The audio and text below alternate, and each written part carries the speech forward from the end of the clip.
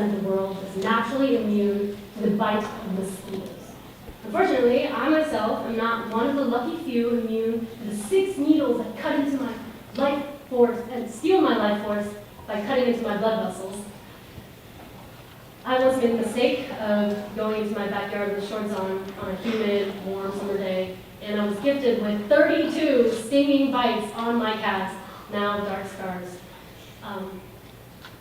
What's most infuriating about these minor nuisances is that for such little organisms they had an inordinate amount of power in shaping our history, from carrying diseases that have taken down entire militias, to assassinating political leaders, to introducing concepts of biological warfare. Way too much power for not even being a keystone species. Am I right? Yes, I am right.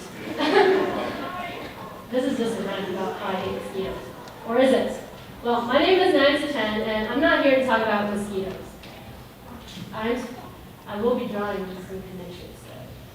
So, what's important is that it's interesting how such a tiny organism can make such a big influence in the vastness of our universe.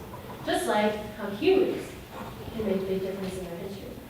So this is an interesting lineup, right? We've got Steve Jobs, who was kicked out of his own company, started Pixar, and then went back to Apple, and I'm willing to bet that at least half of you guys have iPhones now.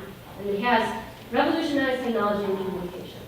J.K. Rowling, who is the author of Harry Potter, if you aren't aware, was broke and aimless, and she doodled her ideas on a cafe napkin, and now she has created a world that has impacted multiple generations.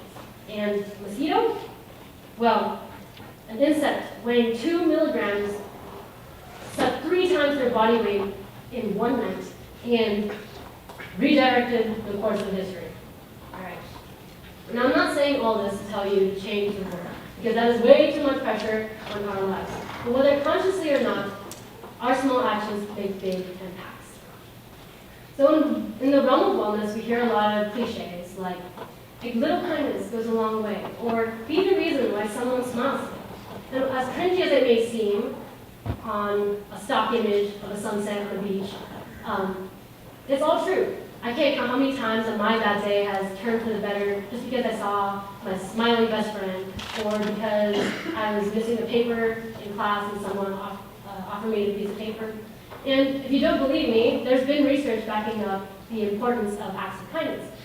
According to the Scientific Journal of Experimental Psychology, there's been most recently there was a published article in 2023 where they tested the significance that people put, both the giver and the recipient, of the act of kindness. And what they found was that the giver of the act of kindness would often greatly underestimate the importance of their act for the recipient.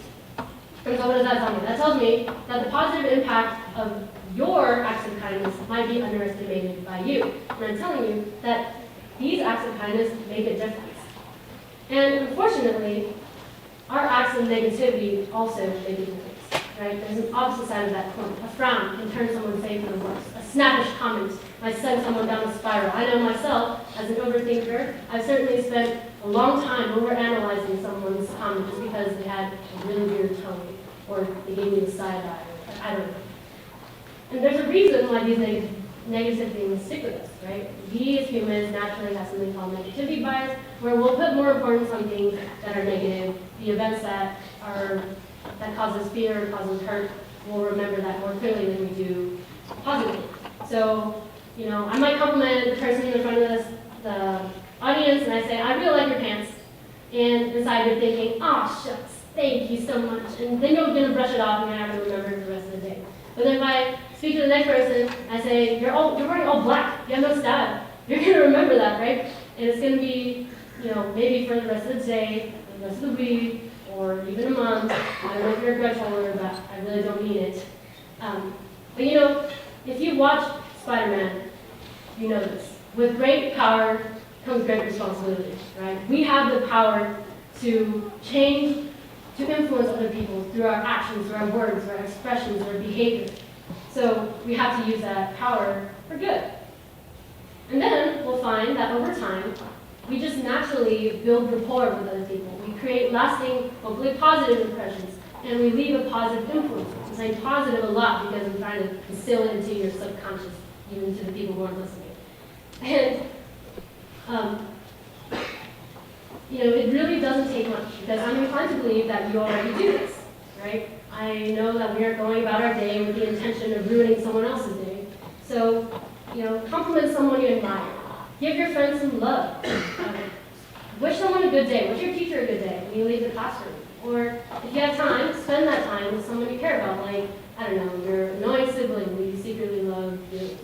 Or if you have the time and you don't want to spend it with an annoying sibling, spend it on yourself, right? It's hard to be positive when you yourself are down in the dumps. So spend that time to refill that well of positivity inside of you. So you can spew kindness instead of cruelty. And if you're ever in need of tips, this whole day has been about wellness. I'm sure you can ask anybody in wellness for tips on how to be kind. Right? Now, I must admit something. That first example about me being bit 32 times by a mosquito, that's true, but it wasn't one mosquito. It was maybe 4, 5, 6, I don't know the exact number. And if there's one thing that we can learn from these pesky insects, it's that there is power in numbers, and that individual influence doesn't mean being alone. It means that, with the intention or the mindset of positivity, you get to create strong networks of support. And then it becomes an exchange of positivity, an exchange of kindness. And, it's not on your shoulders alone to make a positive impact on the world. So, I want to say that we're all every bit as driven and bold and undeterred by the giant fly swatter that is life. And as we slowly inch forward in the grand timeline of the universe, and we're leaving our marks in our lifetimes, we have the choice to harness our power for better or for worse. I want to close with a different bug on the spectrum, the butterfly. Butterflies with their pretty patterns, and fun fact, we have nearsighted vision. Butterflies with their colorful wings and said to bring good fortune if they land on you, and symbolizing rebirth and metamorphosis. I can connect the dots for you. I can keep drawing metaphors between humans and insects, as disgusting as some of you may find that. But, mosquitoes might buzz around and sting people, or butterflies, they'll fly by and insert a flash of color into your life. So, ultimately, the choice is yours. What kind of effect do you want to have? The mosquito effect